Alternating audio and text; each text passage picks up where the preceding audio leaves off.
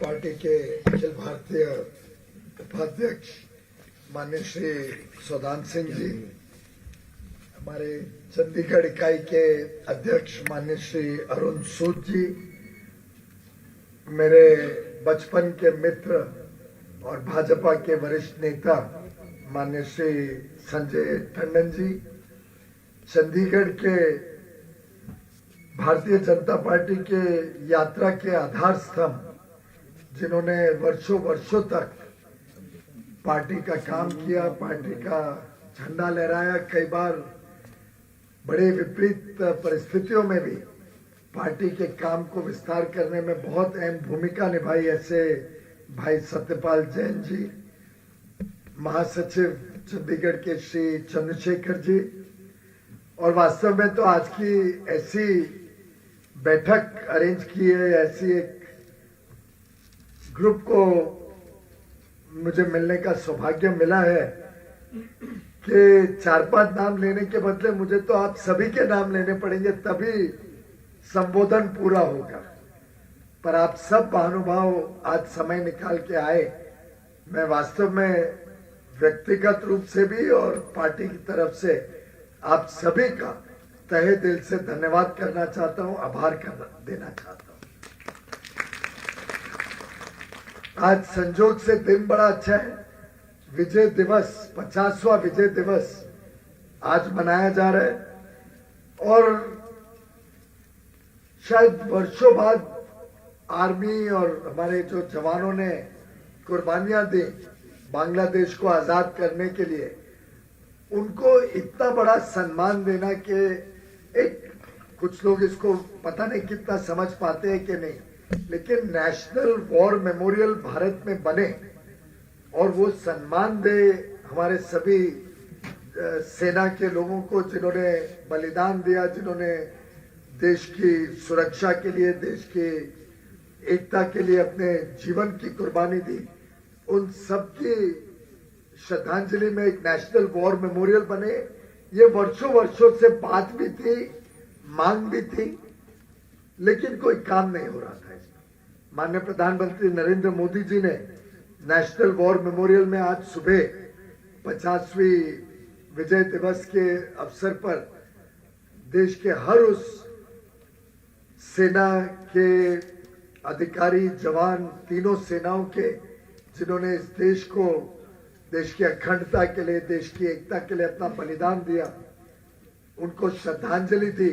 और मैं समझता हूं उनकी श्रद्धांजलि में हम सबका भी श्रद्धांजलि जुड़ी हुई है और आज हम सब याद करते हैं उनकी ब्रेवरी के, उनको शौर्य को, जिस प्रकार से उन्होंने बेझिझक अपने जीवन की कुर्बानी देके देश के लिए अपने जीवन को निछावर कर दिया। चंडीगढ़ वास्तव में मेरे लिए बहुत पुरानी यादें भी सामने ले आते हैं। मैं पहली बार यहाँ पे 1979 में आया था और शायद उसी वर्ष हम भी पहली बार मिले होंगे संजय, जहां तक मुझे याद है, अनलेस कभी उसके पहले भी मिले होंगे। दोनों की छोटी आयु थी, लेकिन तभी से हमारा संबंध बना रहा, परिवार का भी संबंध बना रहा और सालों साल तक संजय को जब भी मिलता हूं तो उससे बहुत कुछ फीडबैक मिलता है कि जमीनी स्तर पे क्या हो रहा है। एक प्रकार से he is my eyes and years on the ground in Chandigarh, in the northern region. और ये कनेक्ट इसलिए बहुत जरूरी है क्योंकि आस्ते आस्ते ध्यान में आता है कि लोग आके आपको सब अच्छी बातें तो बता जाते हैं, पर जो सच्चाई बताने की हिम्मत करे, जो वास्तविकताएं बताए, जो वास्तव में क्या क्या चीजों पे हमने और ध्यान देने की आवश्यकता है, वो ज्यादा जरूरी रहता है। और मैं समझता हूं आप जैसे महानुभावों से मिलके, आप जैसे बुद्धिजीवियों के साथ मिलके हम भी एक प्रकार से बहुत कुछ सीखते हैं। हमें भी पता चलता है क्या हो रहा है, क्या नहीं हो रहा है, क्या चीजों पे ध्यान देने की आवश्यकता है। और इसलिए मुझे चंडीगढ़ जब जब आया हूं, I have gone back much wiser to ground realities and to the need of the people of India, the needs of industry, the needs of different professional sections of society. और एक बड़ा अच्छा लगता है चंडीगढ़ आके कि जो 40 साल पहले देखा आज उससे बेहतर ही चंडीगढ़ दिखता है। साधारणतः ये एक रेयर फिनोमिना है। कई शहर डिटेरियोरेट होते रहे हैं, कई शहरों में उतना विकास कार्य नहीं हुआ। चंडीगढ़ एक ऐसा शहर है जिसने अपनी आइडेंटिटी भी मेंटेन की है, जिसमें भाईचारा भी देखने को मिलता है, अलग अलग समाज एक साथ काम करते हुए देखने को मिलते हैं, बड़े हाई लेवल का प्रोफेशनल इंटेग्रिटी और कॉम्पिटेंस दर्शाता है चंडीगढ़ में। हाई टेक्नोलॉजी की इंडस्ट्रीज भी चंडीगढ़ और इसके इर्द गिर्द लगी हैं। एक प्रकार से प्लान्ड सिटी तो था ही, लेकिन ये सुधरते जा रहे हैं और इवॉल्व कर रहे हैं समय के साथ साथ। अभी सॉफ्टवेयर टेक्नोलॉजी पार्क भी यहाँ पे आ रहा है। पंजाब इंजीनियरिंग कॉलेज में शायद उसका एक नोड लगने जा रहा है, जिससे आईटी सेक्टर को और बढ़ावा मिलेगा। नीति आयोग कई बार जो रैंकिंग्स करता है कि सस्टेनेबिलिटी का काम कहाँ पे अच्छा हो रहा है, उसमें चंडीगढ़ का एक बहुत बड़ा स्थान रहता है। और हम सब जानते हैं कि क्लाइमेट चेंज कितना बड़ी चुनौती है पूरे विश्व के लिए, उसमें चंडीगढ़ पहल करे और अगर विश्व का पहला कार्बन न्यूट्रल सिटी बने तो मैं समझता हूँ एक बहुत बड़ा मैसेज सिर्फ देश नहीं पूरे विश्व के लिए चंडीगढ़ से हम दे पाएंगे। एक पंजाब और हरियाणा दोनों का राजधानी होने के कारण भी चंडीगढ़ का बहुत महत्वपूर्ण योगदान है पूरे उत्तर भारत के विकास यात्रा में।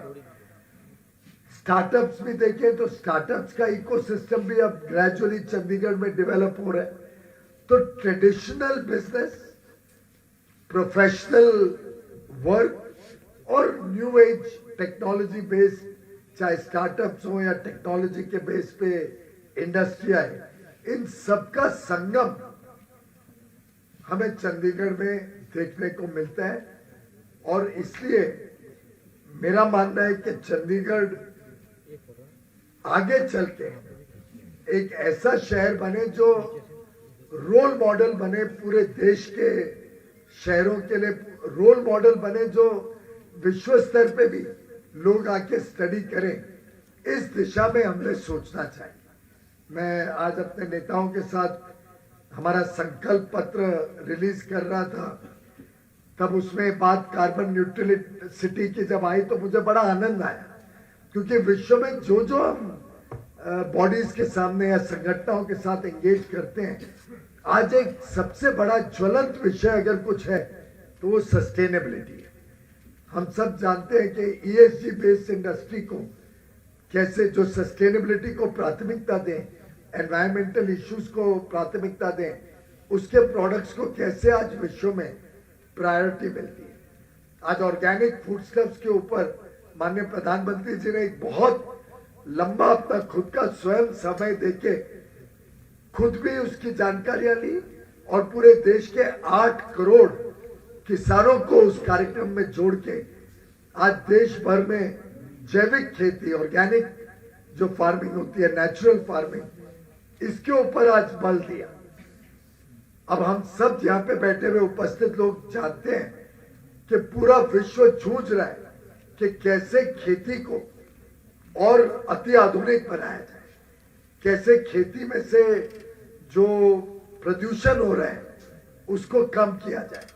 आखिर हम पेस्टिसाइड, फर्टिलाइजर डाल के हम सब जानते हैं कि कैसे हमारे खेत का ग्राउंड वाटर लेवल और नीचे होते जा रहा है, जिसका जो नेगेटिव इम्पैक्ट है वो अब आस्ते आस्ते सामने आने लगा है। हम जानते हैं कि सॉइल न्यूट्रिएंट्स को जब नेचुरली इंप्रूव करते हैं तो उसकी जो कैपेबिलिटीज हैं प्रोडक्टिविटी सुधारने में या अच्छा आउटपुट देने में, अच्छे किसानी क्षेत्र के उत्पाद को और अच्छा बनाने में, जिसके निर्यात की भी संभावना बढ़ती है, जिससे स्वास्थ्य अच्छा रहता है लोगों का जो उसको इस्तेमाल करते हैं या खाते हैं। तो मैं समझता हूं आज एक विशेष कार्यक्रम जो आज सुबह माननीय प्रधानमंत्री जी ने किया, ये दर्शाता है कि भारत एक ऐसा देश है जो रेगुलरली अपनी व्यवस्थाओं को सुधारने में लगा है। We are evolving as a nation, और इसके लिए हमें कोई अंतरराष्ट्रीय स्तर पे लोग कहें या कोई विश्व की चिंता हमारे को उनसे सीखनी पड़े, ऐसा नहीं है। It comes naturally to every Indian. Bharat में तो नेचर को प्रायोरिटी देना हम सबको शायद बचपन से ही सिखाया जाए। ये तो एक ऐसा देश है जो पेड़ पौधों की भी, नदियों की भी, सूरज की भी, सबकी आराधना करता है। मैं कई बार जिक्र करता हूं कि भारत में सर्कुलर इकोनॉमी समझानी नहीं पड़ती है। हमारे देश में सर्कुलर इकोनॉमी तो एक प्रकार से नेचुरल फिनोमेना है।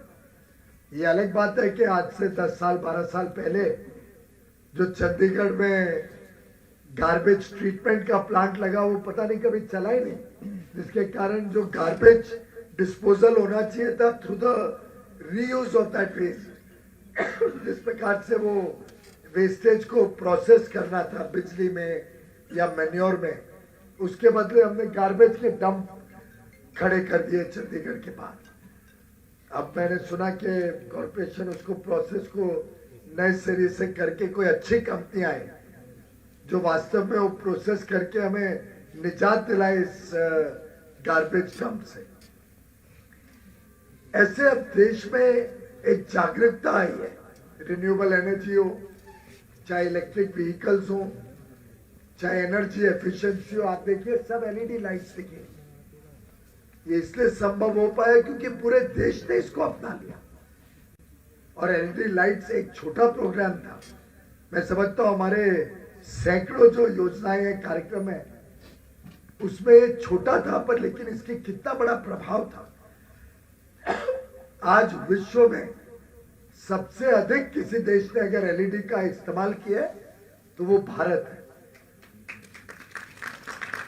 और सिर्फ एक योजना से देश भर के हमारे खासतौर पे मध्यम वर्गीय, निम्न मध्यम वर्ग, गरीबों के बिजली के बिलों में 40,000 करोड़ का कमी हुई है। Annual savings just by using LED lights is 40,000 crore rupees every year, year on year. कहाँ 80, 100, 120 वॉट के क्या बोलते थे उसको, इनकैंडेसेंट बल्ब्स को, लट्टू। आज दुकान में ढूंढने जाएंगे तो शायद मिलेंगे भी नहीं, वो एंटीक स्टोर में जाके ढूंढना पड़ेगा अगर हमें वो पुराने बल्ब चाहिए। और विश्व में आज तक कोई और देश में 100% एलईडी कन्वर्ट नहीं हुआ। लगभग 85-90% उसके दाम कम हो गए। 60-70 रुपए का होता होगा एक टिपिकल एलईडी बल्ब, 80 रुपए का। कोई मैंने 85% कम हुए मैंने बताया। और पुराने इनकैंडेसेंट बल्ब 6-8 महीने साल में खराब होते थे, ये सालों साल चलता है। प्रदूषण पे प्रभाव देखें तो 80 बिलियन टन कार्बन एमिशन सिर्फ एक एलईडी जो आप लोगों ने अपने घर में लगाया उससे कम हो गया। 80 बिलियन टन जो बिजली बनाने में जितना कार्बन एमिशन होता। तो एक जो प्रधानमंत्री जी की सोचने का ढंग है, मैं सिर्फ उसका उदाहरण के रूप में आपके समक्ष रखना चाह रहा हूं। और कैसे आप सबके प्रयास से जब आप सब साथ देते हैं, हम मिलके काम करते हैं, तो कैसे योजनाएं जमीन पे बहुत तेज गति से पहुंचाई जा सकती है, जिसको हम सरकार में सैचुरेशन कहते हैं। प्रधानमंत्री जी कोई कार्यक्रम लेते हैं तो ऐसा नहीं करते हैं कि भाई 1 साल में अनाउंस किया, 5 साल बाद उसको शुरू किया, 5 साल बाद थोड़ा आगे बढ़ाया, फिर बोला मैं 1 करोड़ लोगों को मुफ्त में गैस कनेक्शन दूंगा, 50 लाख लोगों को मुफ्त में बिजली दूंगा। उनके लिए चुनावी घोषणा नहीं होता है, उनके लिए एक कमिटमेंट, एक संकल्प है कि भाई बिजली देनी है तो देश के हर बच्चे को बिजली मिलनी चाहिए, हर घर में बिजली होनी चाहिए। मुझे याद है जब मुझे बिजली मंत्रालय मिला 2014 में, पहले मैं हैरान था, मेरा सब्जेक्ट नहीं है, मैं chartered accountant, law graduate, power कभी other than switching on and off या अपनी फैक्ट्री में पावर कनेक्शन लेके यूज करना मुझे कुछ मालूम नहीं था। मुझे लगा शायद इससे दिया ये मंत्रालय, क्योंकि मेरे पिताजी को अंबाला छावनी में जब वो स्कूल जाते थे तो स्ट्रीट लाइट के नीचे बैठ के पढ़ना पड़ता था, घर में बिजली नहीं थी। शायद इससे दिया गया है कि मेरी जिम्मेदारी है कि देश में कोई बच्चे को आगे कभी स्ट्रीट लाइट के नीचे ना पड़ना पड़े। और प्रधानमंत्री जी मॉनिटर करते हैं, निगरानी रखते हैं हर कार्यक्रम की। 15 अगस्त को जब उन्होंने ऐलान कर दिया कि हर गांव तक बिजली पहुंचेगी, तब तक तो मुझे मालूम भी नहीं था कि उनके मन में एक कल्पना है। और कौन से गांव बच गए थे? कोई घने जंगलों में, जम्मू कश्मीर के पहाड़ की चोटियों पे ऐसे गांव बच गए थे। उन्होंने निर्देश दे दिया, फिर रेगुलर मॉनिटर किया, समय सीमा पे देश के कोने कोने तक बिजली पहुंचाई। अच्छा, घर तक पहुंचाना है तो पहले तो गांव में पहुंचेगा, फिर मजला टोले तक बिजली पहुंचेगी, तभी तो घर पे जाएगी ना। और बिना भेदभाव के, कभी उन्होंने ये नहीं देखा किस धर्म से आता है, किस वर्ग का है, हर घर तक बिजली पहुंचा दी। हाँ, ये बात अलग है, जब मैं पॉलिसी बना रहा था तब मेरे को थोड़ी आदत है, शायद चार्टर्ड अकाउंटेंट होने की वजह से, कि बार बार पढ़ते रहता हूं कि कोई गलती ना रह जाए। तो हम लिख रहे थे कि हर घर तक बिजली देंगे 100%। फिर मैं जब पढ़ते रहता था तो दिमाग में कुछ खटक रहा था कि कुछ गड़बड़ है, कुछ गड़बड़ है। फिर I got the eureka moment, क्योंकि बिजली की बात हो रही है। I had the eureka moment कि अगर किसी व्यक्ति ने बिजली का एप्लीकेशन ही नहीं दी, अप्लाई नहीं किया, तो हम जबरदस्ती तो नहीं ठूस सकते ना बिजली उसकी कहते। तो मैंने कहा फिर राजदीप सरदेसाई जैसा कोई जर्नलिस्ट पहुंच जाएगा उस घर में, 2 जगह की फोटो लेगा और फिर बोलेगा देखो मोदी बोलते हैं 100% बिजली पहुंच गई, इस घर में तो नहीं पहुंची है। तो मैंने फिर अभी आस्ते आस्ते, आप भी फिर यहाँ कई बड़े वरिष्ठ ब्यूरोक्रेट्स बैठे, विद ड्यू रिस्पेक्ट, कोई अन्यथा मत लेना, हम भी ट्रेन हो जाते हैं ना मंत्री करके आस्ते आस्ते आपसे। तो मैंने लिखा 100% विलिंग कंज्यूमर्स। आपकी इच्छा तो होनी चाहिए ना बिजली लेने की, पर आज खुशी होती है ये बताते हुए कि विलिंग छोड़ो, आज देश में हर घर तक बिजली पहुंची है। और इसमें आप सबका भी प्रयास बहुत महत्वपूर्ण रहा, जिन्होंने लोगों को अवगत कराया कि अब आपको बिजली मिल सकती है, जिन्होंने एनर्जी एफिशिएंसी प्रोग्राम से बिजली बचाई जिससे गरीबों को भी बिजली मिल सके। हरियाणा ने जैसे एक बड़ी अच्छी पॉलिसी बनाई थी, हमारे यहाँ पे पंजाब के पूर्व चीफ सेक्रेटरी साहब बैठे हैं, उनके भाई आज हरियाणा के चीफ सेक्रेटरी है। मैंने मुझे बताया क्या हरियाणा ने पॉलिसी क्या बनाई, मनोहर लाल खट्टर जी ने। मेरा गांव जगमग गांव या ऐसा कुछ नाम था मेरे ख्याल से, उन्होंने कहा कि जो गांव में बिजली के बिल सब लोग पे करेंगे और रेट्स कम रखेंगे गरीबों के लिए खासकर, उस गांव को 24 घंटे हम बिजली सुनिश्चित करेंगे। और करते करते वो मूवमेंट ऐसा हो गया। मैं इससे कह रहा हूं हम सबके प्रयास से कैसे परिवर्तन आए कि आज पूरे देश में ये लहर शुरू हो गई है कि 24 घंटे बिजली कैसे पहुंचाई जाए, हर गांव को कैसे मिले। और ये तभी संभव है जब ईमानदार व्यवस्थाएं बने, ये तभी संभव है जब हम सब उसके साथ जुड़े। और मुझे याद है जब नया नया मंत्री बना था, बिजली मंत्री, में सबसे पहले गुजरात गया एज ए स्टूडेंट सीखने को कि गुजरात में उन्होंने क्या किया था। कोई सब्सिडी नहीं दी, 1 रुपए की सब्सिडी नहीं दी गुजरात में उन्होंने। मोदी जी ने सिर्फ व्यवस्थाएं सुधारी, मोदी जी ने जनता के साथ सीधा संवाद किया कि देखो आप मुफ्त बिजली चाहते हो तो आज तो बड़ा आकर्षण दिखेगा, अच्छा लगेगा, आस्ते आस्ते कंपनियां डूबेंगी फिर मुफ्त बिजली इज इक्वल टू नो बिजली, वो चाहते हो? या एक ईमानदार व्यवस्था से सबके घर में मीटर हो, सब अपने अपने बिल पे करें? हो सकता है पहले साल 2 साल में आपको लगे अरे यार ये तो बोझ आ गया, लेकिन आपको सुनिश्चित हो जाएगा कि परमानेंट आपको 24 घंटे घर में बिजली मिलेगी। और वही हुआ, गुजरात देश का पहला प्रदेश बना जहां बिना कोई सरकारी इंटरफेरेंस के, बिना सब्सिडी के और बिजली की कंपनियां भी खड़ी हुई, मजबूत चली, अच्छी चली, गांव-गांव तक, घर-घर तक, इंडस्ट्री तक बिजली पहुंची, 24 घंटे बिजली मिली।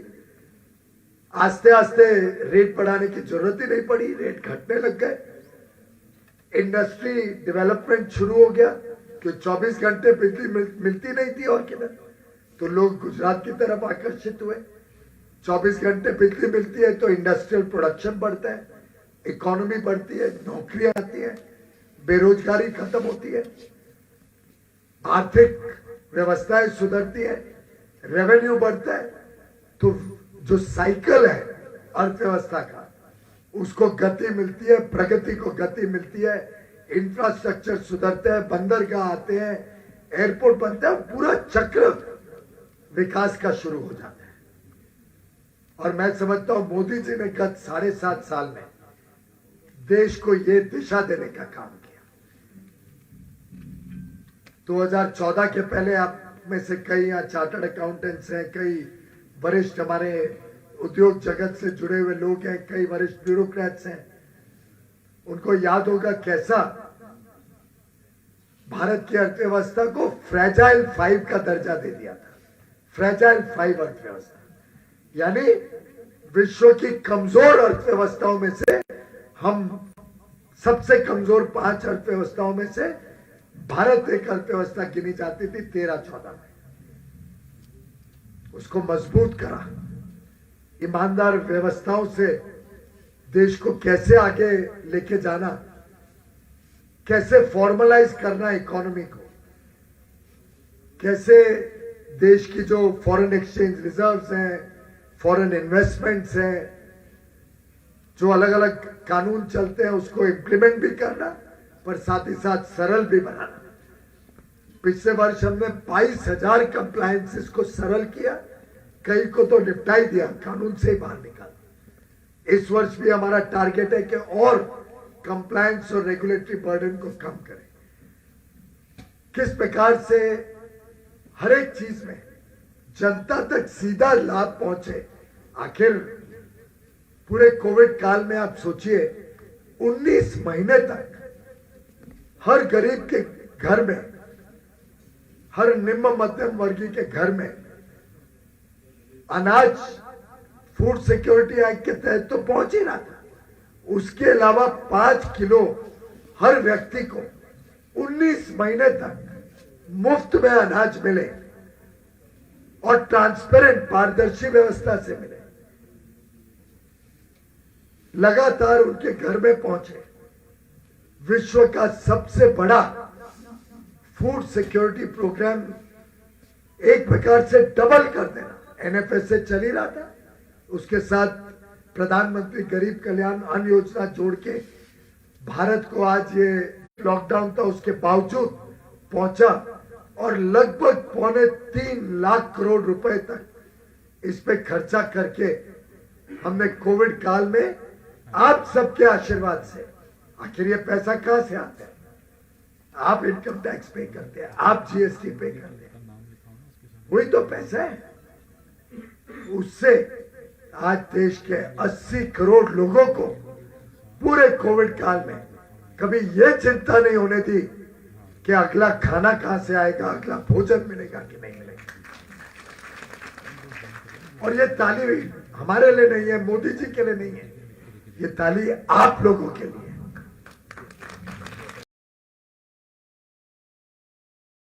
हम जीएसटी पे कर रहे हैं, हम प्रॉपर्टी टैक्स पे कर रहे हैं। एक प्रकार से सोचिए ईश्वर का कितना आशीर्वाद है हम सबके ऊपर। हमारे बच्चों को अच्छे स्कूलों में शिक्षा मिलती है, कभी तकलीफ आई तो बेस्ट हॉस्पिटल्स में हम सबको इलाज मिलता है। आखिर हमें और एक गरीब परिवार में फर्क क्या है? फर्क इतना ही है भाइयों बहनों कि कभी एक पीढ़ी, दो पीढ़ी, चार पीढ़ी पहले हमारे कोई पूर्वज ने शायद कोई ट्रेन बोर्ड की होगी, ट्रेन पे चढ़े होंगे और दूर दराके के गांव से शायद कोई शहर आए होंगे, कभी कोई अच्छा मौका मिल गया होगा जिससे हम समृद्ध परिवार में पैदा हो पाए, अच्छी शिक्षा मिली, व्यापार करा, उद्योग चलाया, नौकरी करी, सरकार में योगदान दिया। एक प्रकार से हम सबको एक प्रिविलेज मिला ही है। क्या इतना हमारा दायित्व तो नहीं बनता है कि वो जो लोग पीछे रह गए, जो गरीब हैं, जो वंचित हैं, the marginalised sections of society, जिनको अभी तक ये सब प्रोस्पेरिटी नहीं देखने मिली, जिनको अभी तक अपने बच्चों को इस प्रकार की उच्च शिक्षा, विदेशों में भेजना, बड़े बड़े वकील बनाना, चार्टर्ड अकाउंटेंट बनाना, आईएएस ऑफिसर बनाना, आईपीएस ऑफिसर बनाना, शायद ये मौका नहीं मिला। उसके लिए हम एक छोटा योगदान ही तो दे रहे हैं। वी आर ओनली कॉन्ट्रीब्यूटिंग कि उनके भी बच्चों के लिए एक अच्छा भविष्य मिले। और ये ध्यान रहे, आज बड़ा इंटरकनेक्टेड दुनिया है। इंटरनेट, टेलीविजन, सोशल मीडिया, इसके प्रभाव से आज हर गांव तक, और उसमें भी हम डिजिटल इंडिया के माध्यम से हर गांव, हर पंचायत तक, और मोबाइल का जितना स्प्रेड हुआ है उससे तो आज वैसे ही गांव का हर बच्चा टेक्नोलॉजी से जुड़ रहा है। देश दुनिया में क्या हो रहा है देख रहा है। चंडीगढ़ जैसे सुंदर शहर को कोई पूर्वांचल का बच्चा हो या कोई जंगलों में रहने वाला, गांव में बसने वाला बच्चा हो, वो भी उसकी चमक धमक देख रहा है। चंडीगढ़ की हो, मुंबई की हो, दिल्ली की हो, उसकी भी आकांक्षा है, उसकी भी आशा है, उसकी भी अपेक्षा है। प्रधानमंत्री नरेंद्र मोदी जी ने अपनी सरकार को समर्पित किया है कि पूर्ण रूप से जो समाज में सबसे निचले स्तर पर, नीचे की कड़ी में खड़ा है, जो वंचित है इन सब चीजों से, जिन्होंने ये सब महसूस नहीं किया, देखा नहीं है, उसकी चिंता करें, उसके जीवन स्तर को उठाएं, उसके जीवन में बदलाव लाएं, उसको लगे कि ये देश मेरी भी उतनी चिंता करता है। और इस काम में जैसे प्रधानमंत्री जी ने कहा, ये अकेले वो या कुछ लोग नहीं कर पाएंगे। ये तभी हो पाएगा जब हम सब उस पूरे समाज का विश्वास जीते। हम सबका प्रयास हो कि देश में हर व्यक्ति तक विकास पहुंचे, और उस संकल्प को लेके भारतीय जनता पार्टी, हमारी केंद्र सरकार हो, हमारी राज्य सरकारें हो, हमारी लोकल बॉडीज हो, चंडीगढ़ में अभी म्युनिसिपल कॉरपोरेशन का चुनाव भी होने जा रहा है, ये सब कैसे ये मिलके इस चीज को जमीनी स्तर तक पहुंचाए, कैसे परिवर्तन समाज के हर वर्ग तक पहुंचे। और मैं जितने उसके उदाहरण दूं, आपको याद दिलाने के लिए मैं कह सकता हूं कि आज विश्व का सबसे बड़ा अगर कोई हेल्थ केयर प्रोग्राम चल रहा है तो भारत में चल रहा है। 50 करोड़ लोगों को मुफ्त में स्वास्थ्य सेवाएं। अमेरिका में ओबामा केयर फेल हो गया, भारत में सक्सेसफुल हुआ। 12 करोड़ टॉयलेट बने, आपके पैसे से बने। 12 करोड़ टॉयलेट, 1.25 लाख 1.5 लाख करोड़ रुपए लगे। पूर्णतः हर घर तक ये पहुंचे, शौचालय पहुंचे, एक इज्जत घर बने, जिससे हमारी माता बहनों को, बच्चियों को कभी ये शर्मिंदगी ना महसूस करनी पड़े। आप सोचिए, आजादी को 75 वर्ष हो रहे हैं, हम आजादी का अमृत महोत्सव मना रहे हैं। क्या शोभा देता था अपने देश को कि हमारी माता बहनों को खेत में जाना पड़े, सुबह सुबह सूर्योदय के पहले उठ के जाना पड़े? क्यों इतनी सरकारें आई इतने सालों तक, किसको ये नहीं ध्यान आया? क्यों ये देश की प्राथमिकता नहीं बनी पहले? आखिर अब आप इसको छोटा काम सोचे या बड़ा सोचे, वो मैं आपके ऊपर छोड़ता हूं।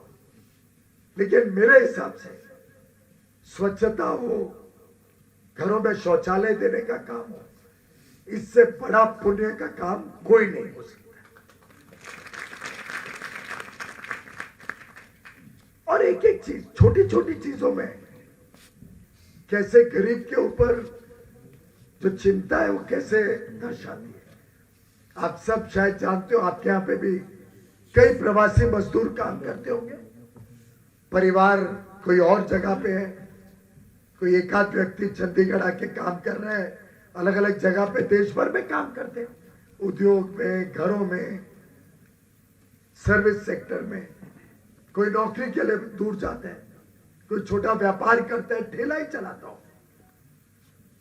आधा परिवार गांव में स्वयं और किधर मेहनत कर रहे हैं। पहले क्या थी व्यवस्था? और आप याद करिए, ये व्यवस्थाएं कोई बहुत, मैं कोई 50 साल पहले की बात नहीं कर रहा हूं, आज से 10-15 साल पहले की भी आप याद करिए। कई बार, और मेरे को स्वयं को याद है, घर में हमारे कोई काम कर रहा हूं, बोलता था कि राशन कार्ड में साहब आपको तो जरूरत नहीं है, मुझे दे दो, मैं उसमें राशन ले आऊं। महिलाएं हमारे साथ उपस्थित है, शायद उनको याद भी होगा।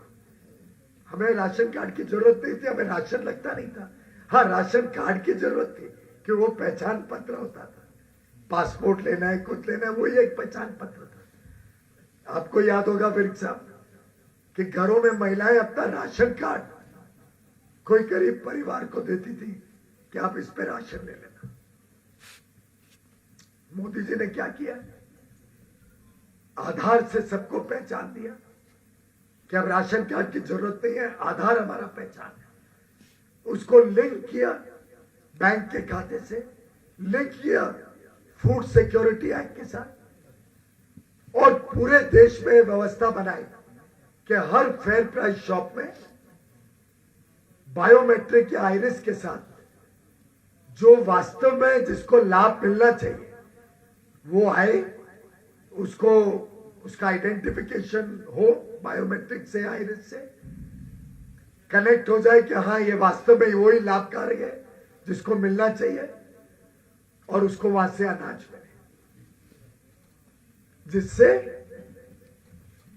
डायरेक्ट बेनिफिट पहुंचे जरूरतमंद व्यक्ति। पहले क्या होता था आप याद करिए, गरीबों को कम मिलता था, बिचौलिए ज्यादा खा जाते थे। और ये सच्चाई से हम सब कोई परिचित नहीं है, ऐसी बात नहीं है। टेक्नोलॉजी के माध्यम से इनको जोड़ा, one nation one ration card किया, और ये सुविधा दी कि कभी किसी को हमारे पास मोहताज होकर ना आना पड़े कि आपके राशन कार्ड पे मुझे अनाज मिल जाए। अब उनके जो अनाज फूड सिक्योरिटी एक्ट में मिलते हैं, उसका कुछ हिस्सा गांव में ले सकते हैं, कुछ हिस्सा जो व्यक्ति शहर में या जिधर काम कर रहे हैं उधर ले सकते हैं। उनका भी पेट भरेगा गांव में, बच्चों का जो भी वहां रहते हैं, और जो मेहनत कर रहा है शहर में उसको अपने अनाज का कोटा यहां मिल जाएगा। पूरी पारदर्शी व्यवस्था से जब चाहे, जहां चाहे, जितना चाहे अपने लाभ को व्यक्ति देश भर में किधर भी ले सकते हैं। बात छोटी लगती होगी, पर आप सोचो कितना बड़ा प्रभाव उस व्यक्ति पे हुआ जो अपना घर बार छोड़ के काम कर रहा है।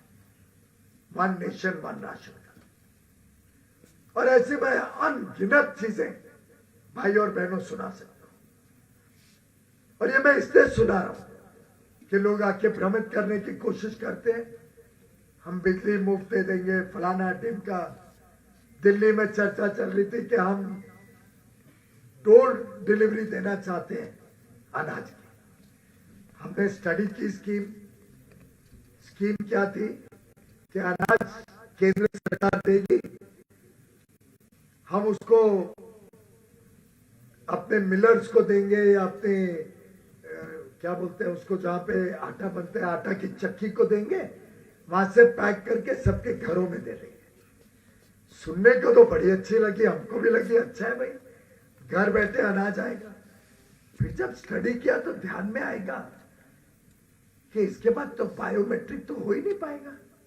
चेक कैसे होगा कि सही मायने में अनाज पहुंचा या नहीं पहुंचा। गरीब की आवाज तो इतनी बुलंद नहीं होती है कि वो पूरे समय जानकारी किधर पहुंचा सके, आज नहीं मिला, इस महीने नहीं मिला। तो ट्रेसेबिलिटी खत्म, बिचौलिए शुरू, जिनके यहाँ चक्की या मिल में जाएगा सामान, फिर वो दे नहीं दे उसका कोई भरोसा नहीं। One nation one ration card Delhi में शुरू हुआ 3 साल पहले, 2 महीने बाद बंद, 3 या 2 साल पहले, 2 महीने बाद बंद। हमें समझ ही नहीं आया क्यों बंद हुआ, समझ ही नहीं आया क्यों बंद हुआ। आखिर दिल्ली में भी लाखों की संख्या में प्रवासी मजदूर हैं, उनको लाभ मिल सकता था। पॉस मशीन लगी, वो चली नहीं, ऐसा सरकार ने कह दिया। और लगातार हम पत्र व्यवहार करते रहे, लेकिन वो व्यवस्था दिल्ली ने इसलिए नहीं लागू की कि शायद उनकी नियत नहीं थी कि अनाज हर गरीब तक पहुंचे, नियत थी कि किसी तरीके से अनाज को इधर उधर कर दिया जाए। रिकॉर्ड नहीं बनने पाए कि वास्तव में लाभार्थी आके उसको अनाज को ले रहा है कि नहीं ले रहे। और मैं समझता हूं इस प्रकार के भ्रमित करने वाले तो बड़े अच्छे लगते हैं, शुरुआत में बड़ा लगता है कि बहुत हमें लाभ मिल जाएगा। इसकी गहराई में जाओ तब ध्यान में आता है कि वास्तव में पारदर्शी व्यवस्था होगी या नहीं होगी। और फिर सुप्रीम कोर्ट को लताड़ना पड़ा और ऑर्डर देना पड़ा कि नहीं, आपको पॉस मशीन लगानी पड़ेगी, आइडेंटिफिकेशन करना पड़ेगा और one nation one ration card के साथ जुड़ना पड़ेगा। और कौन से राज्य थे जिन्होंने नहीं जुड़ाव किया, उससे आप अपने आप में समझ जाओगे क्यों नहीं जुड़ते थे। पश्चिम बंगाल, छत्तीसगढ़ और दिल्ली, तीनों आधार लिंकेज है, तीनों के पास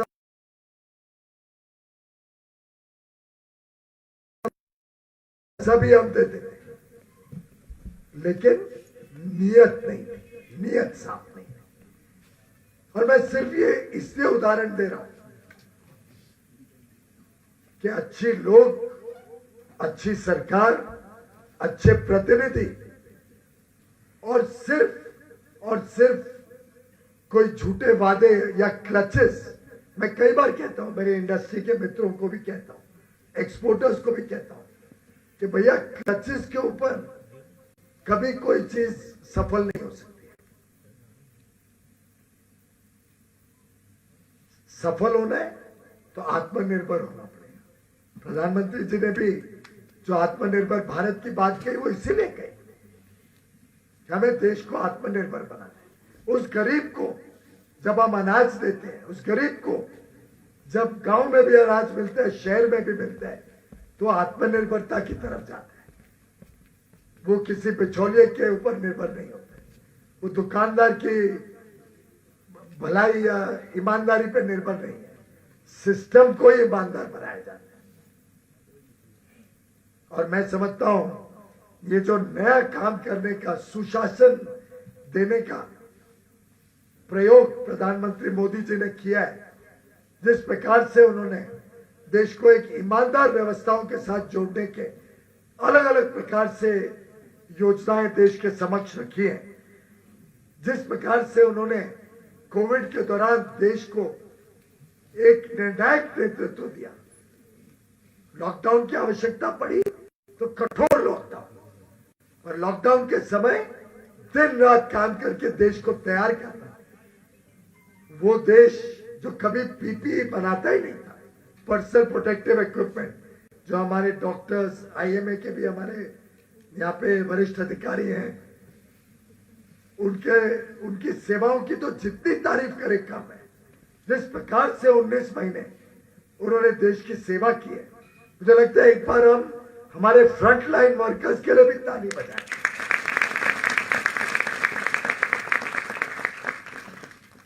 पर उनकी सुरक्षा के लिए पीपीई किट भारत में नहीं बनती थी। टेस्टिंग किट सब विदेश से आती थी। टेस्टिंग फैसिलिटी जब मार्च में 2020 में कोविड पहले डिटेक्ट हुआ, भाइयों बहनों, पूरे देश में शुरुआत में एक फैसिलिटी थी वायरोलॉजी की टेस्ट करने की। जब लॉकडाउन अनाउंस हुआ तब सिर्फ 4 फैसिलिटीज थी पूरे देश में। 2500 टेस्ट एक दिन में हम कर सकते थे। कुछ विपक्ष के बड़े नेता जो वास्तव में अधिकांश समय विदेश रहते हैं, इसलिए शायद देश की वास्तविकताओं से कटे रहते हैं, वो बड़ी आलोचना करते थे मोदी जी की और सरकार की कि लॉकडाउन क्यों किया, अर्थव्यवस्था को नुकसान हुआ वगैरह वगैरह। उनको यही नहीं ध्यान आया कि पीपीई किट्स नहीं, पर्याप्त आईसीयू बेड्स नहीं, ऑक्सीजन की पूरी तैयारी नहीं, मास्क बनाने के, मास्क तो चलो तब उस टाइम नहीं था, वो बाद में आया। टेस्टिंग किट भारत में नहीं बनता है, अप्रूव टेस्टिंग लैब्स नहीं, कोविड प्रोटोकॉल नहीं। हमें किसको समझ ही नहीं आ रहा था कि ये बीमारी क्या है। कई महीनों तक तो शायद कुछ मात्रा में, आज तक कई चीजें इस बीमारी के साथ जुड़ी है जो किसको समझ ही नहीं आई है। अभी तक विज्ञान उसमें काम कर रहा है, कोई वैक्सीन नहीं थी। ऐसे परिस्थिति में लॉकडाउन जरूरी था। लॉकडाउन को लगा के वैक्सीन का काम शुरू किया एक तरफ, उसका खोज, research and development, PPE manufacturing बड़े पैमाने में देश में शुरू की। आज हम आत्मनिर्भर ही नहीं है, पूरे दुनिया में निर्यात करते हैं पीपीई किट्स का। विश्व के second largest manufacturer of PPE kits. Mask, जब जरूरत महसूस हुई कि अब देश को मास्क बनाना पड़ेगा, सबको लगाना पड़ेगा, आज हम देश की रिक्वायरमेंट और विश्व में भी एक्सपोर्ट करते हैं मास्क। टेस्टिंग किट अब विदेश से भारत नहीं आती है, भारत की भी रिक्वायरमेंट और निर्यात होते हैं, विदेश में जाती है भारत की बनी टेस्टिंग फैसिलिटी। आज एक दिन में 2500 से शुरू करके 30 लाख से अधिक टेस्ट हम एक दिन में कर सकते हैं। भारत ये कैपेसिटी है। Oxygen 700-800 ton liquid medical oxygen बनता था, हमारे डॉक्टर्स जानते हैं। इतने सालों तक कभी इससे ज्यादा 700-800 टन रोज का लिक्विड मेडिकल ऑक्सीजन से ज्यादा हमारे अस्पतालों में नहीं जरूरत पड़ी। भारत एकमात्र देश है, और मैं बड़े गर्व के साथ आप सबको बधाई देता हूं, और आप में से भी कई लोग इस कार्यक्रम में जुड़े थे। भारत ने 700-800 टन मेडिकल ऑक्सीजन प्रतिदिन बनाने के कार्यक्रम को बढ़ाते बढ़ाते बढ़ाते 9000 टन 9000 टन प्रतिदिन बनाने की क्षमता भारत ने खड़ी की। और आसान काम नहीं था। आज ऑक्सीजन प्लांट बनाने जाओ 2-3 साल लगते हैं। मिशन मोड में काम किया। नाइट्रोजन प्लांट्स बंद करके जो नाइट्रोजन बनाते थे उनको ऑक्सीजन में कन्वर्ट किया। स्टील प्लांट्स के ऑक्सीजन को कम करके टेक्नोलॉजी की सहायता लेके लिक्विड मेडिकल ऑक्सीजन बनाए। एक प्लांट गुजरात में जो 100 टन लिक्विड मेडिकल ऑक्सीजन बनाता था, उसको बढ़ा के क्षमता बढ़ाते बढ़ाते 1300 टन तक की, 100 से 1300 टन। और अब कोविड नहीं है, इसके बावजूद 4 दिन पहले मैं फिर ऑक्सीजन की रिव्यू करके आया हूं। टीम्स बिठा रखी है मोदी जी ने, मिनिस्टर्स की, अधिकारियों की, चाहे दवाइयां हो, चाहे ऑक्सीजन हो, टेस्टिंग हो, वैक्सीन हो, हर चीज के ऊपर मंत्रियों को रिस्पॉन्सिबल बनाए, टीम्स बनाई, समय समय पे खुद उसकी निगरानी करते हैं, मॉनिटरिंग करते हैं। एक ऐसा नेतृत्व दिया कोविड में जो पूरा विश्व आज भारत की तरफ देख रहा है, गर्व के साथ देख रहा है कि भारत 130 करोड़ लोगों का देश जिसके ऊपर सबको डर था कि सबसे ज्यादा अगर कोविड फैलेगा, नुकसान होगा तो भारत में होगा, वो आज देख रहे हैं कि मामला तो कुछ और ही हो गया।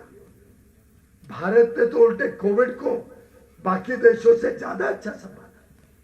मैं कल का यूके का आंकड़ा देख रहा था, यूनाइटेड किंगडम, भारत से सिर्फ 5% पॉपुलेशन है, 6-6.5 करोड़, हमारी 130 करोड़ है। यूके में कल 78,000 कोविड केस पाए गए, 78,000, 78,000, 6 करोड़ की पॉपुलेशन, यानी उसको हम एक्सट्रापोलेट करें तो भारत के हिसाब से 15 लाख केसेस हो जाते हैं, 20 गुना पॉपुलेशन हो गया। और चंडीगढ़ में तो जो मेरे भाजपा के मित्र कलीग्स ने और जो चंडीगढ़ के सोशल वर्कर्स और आप सब ने काम किया, वो तो तारीफें, जितनी तारीफ करे उतनी कम। कभी ऑक्सीजन शॉर्टेज हुई, मुझे स्वयं को जानकारी है कि दिल्ली जो मिसमैनेज कर रहा था और चंडीगढ़ इतना अच्छा मैनेज कर रहा था कि कई तो केसेस एम्बुलेंस में डाल के लोगों ने पसंद किया, अब चंडीगढ़ भेजते इलाज के लिए, दिल्ली का तो भरोसा नहीं। रोज लड़ाई लड़ते रहना कोर्टों में, गलत फहमियां फैलाना, ऑक्सीजन का मैं फलाना टिमका। दिल्ली और मुंबई तो एक जैसे, केसेस भी एक जैसे थे। मुंबई में 70-80 हजार केस रोज होते थे, दिल्ली में 70-80 हजार रोज होते थे। दोनों जगह मैक्सिमम 1 लाख केस रोज हुए। Mumbai 250 ton liquid medical oxygen use करता था, दिल्ली 250 हो गए तो बोलते हैं 450 दो, 450 हो गए 550 दो, 550 हो गए तो 750 दो, 750 पहुंचा दिया तो 950 दो। हमारे अधिकारी ऑक्सीजन पे कम और कोर्ट कचहरी में ज्यादा इन्वॉल्व थे, सिर्फ एक राज्य के कारण। और मैंने सुना वो आज चंडीगढ़ आना चाहते हैं। सोच लो क्या करना है भैया। तो भगवान न करे कभी कोई और संकट आए तो फिर आपको रोना धोना और कोर्ट कचहरी करना पड़ेगा उनके साथ, बजाय के जमीनी काम करना जो हमारे। खैर मुझे लगता है बहुत ज्यादा बोल दिया है, लंबा हो गया, लेकिन वास्तव में आज पूरे विश्व में भारत का नाम स्वर्ण अक्षरों में लिखा जाता है। भारत की तरफ पूरा देश और दुनिया एक प्रकार से लीडरशिप के लिए देख रही है। अभी अभी हाल में G20 का समिट हुआ, मोदी जी छाए हुए थे, उनके एक एक इंटरवेंशन, एक एक जो भाषण देते थे उसको लगभग सभी वक्ता उनके बाद कोट करते थे। जब भारत के बारे में मोदी जी ने बताया कि पूरे कोविड के दौरान अंतरराष्ट्रीय बंद नहीं किया, क्विकली कानून बदले, वर्क फ्रॉम होम अलाउ किया, ब्रॉडबैंड इंटरनेट कनेक्टिविटी दी, लोग घर पे शिफ्ट हुए, सेवाएं नॉन स्टॉप चली, और आज पूरे विश्व में भारत को खिताब दिया जाता है ट्रस्टेड पार्टनर।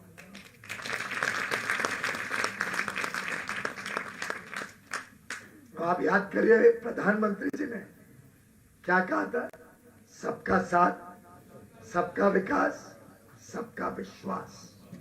अब हमने विश्व का विश्वास जीता है और आगे देश और प्रगति करे, वास्तव में विश्व शक्ति बने। पूरे विश्व में आज जो उमंग और जो लोगों को भारत के प्रति देखने का जो नजरिया है, एक बहुत बड़ा मौका है हम सबके लिए। हमें उसको कैश करना है, हमें उसको इस देश के लाभ के लिए लेना है। और पूरा विश्व चाहता है भारत के साथ व्यापार बढ़ाए, भारत के साथ संबंध बढ़ाए। पूरे विश्व में 2-3 देश छोड़ दो भैया, वो आप जानते हैं अच्छी तरह, हमारे नेबरहुड में